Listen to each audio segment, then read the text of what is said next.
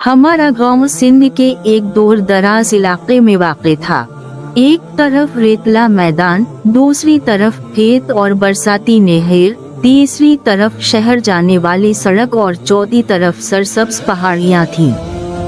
बरसात के बाद उन पहाड़ियों पर हरियाली छा जाती और पूरा इलाका जन्नत का मंजर पेश करता। हम गांव के बच्चे स्कूल से फारिग होकर मवेशी लेकर इन्हीं पहाड़ियों की तरफ चले जाते और शाम तक वापस आ जाते। मैं, निसार और अरबाब आपस में बहुत अच्छे दोस्त और हम जमात थे। हम एक जैसे कपड़े पहनते और जब गलियों में दौड़ते तो लोग समझते हम तीनों भाई हैं।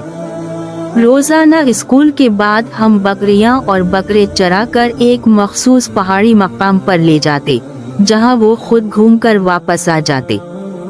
बाकी वक्त हम खाने, खेलने और पढ़ने में गुजारते। गर्मियों की छुट्टियां थीं। एक दिन हम सुबह सवेरे अपने मवेशियों के साथ पहाड़ की जानिब निकले। मानसून की बारिशों के बाद मंजर बहुत दिलकश था। दरख्तों पर बेर और अमरूद लगे हुए थे। मवेशी खुशी से घास चुर रहे थे। निसार बहुत खुश था क्योंकि वो गोश्त में मसाला लगा कर लाया था ताकि हम उसे सीख पर भून कर खाएं। अरबाब और मैं भी कुछ खाने पीने की चीजें लाए थे।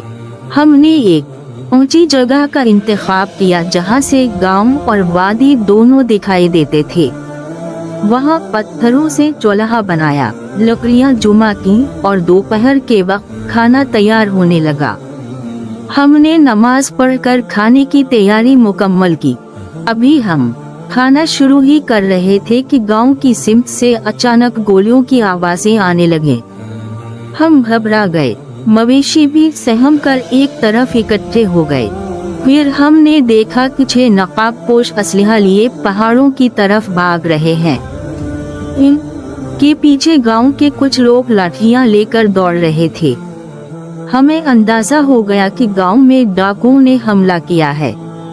हम चूंकि ऊंची जगह पर थे, इसलिए हमने फौरन उन पर भारी पत्थर फेंकने शुरू कर दिए।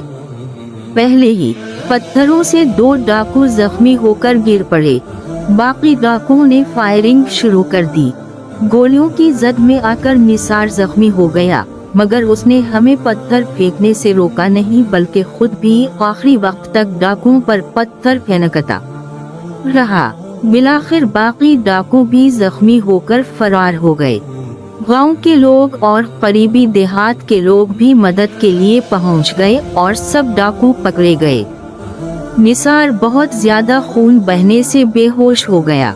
हम इसे अस्पताल ले जाने की तैयारी कर ही रहे थे कि वो हमारी गोद में दम तोड़ गया। बाद में पता चला कि वो सब खतरनाक इश्तिहारी डाकू थे जिनकी गिरफ्तारी पर इनाम मुकर्रर था। हुकूमत ने वो इनाम हमें दिया, मगर हमने वो रकम निसार के घर वालों को दे दी। अदालत ने डाकुओं को फांसी और उम्र कैद की सजा सुनाई। बाद में गांव के स्कूल का नाम Nisar government public high school रख दिया गया।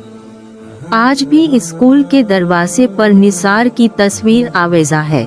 अरबाब अपने घर वालों के साथ बैरून मुल्क चला गया, मगर मैं आज भी अपने बहादुर दोस्त निसार को याद करता हूँ, जिसने दूसरों की जान बचाने के लिए अपनी जान कुर्बान कर दी।